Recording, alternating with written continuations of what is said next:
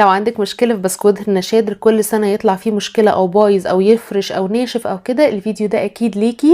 هانزل بنُص كيلو من السمنة، ومعايا كيلو من السكر الباودر. أنا عاملة هنا 3 كيلو دقيق، وهاقول لكم مقادير الكيلو. نُص كيلو من السمنة، كيلو من السكر الباودر، هاضربهم مع بعض، وطبعًا ينفع بإيدينا عادي جدًا. وبعد كده هانزل ب15 بيضة، يعني الكيلو هياخد 5 بيضات. الفكرة إن البسكوت ده أو البسكوت البلدي أو بتاع زمان ده هو بيعتمد على البيض، لكن نسبة الدهون فيه ما بتبقاش كبيرة، فعشان كده نقدر نسميه اقتصادي شوية.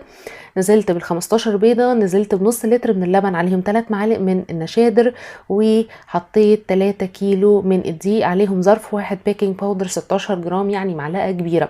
هنديها لفة بسيطة في العجان على سرعة هادية. هي باينة سريعة عشان انا مسرعة بس الفيديو. وكنت شايلة كوباية دقيق على جنب اشوف العجينة هتحتاجها ولا لا، احتاجتها. وكده ال3 كيلو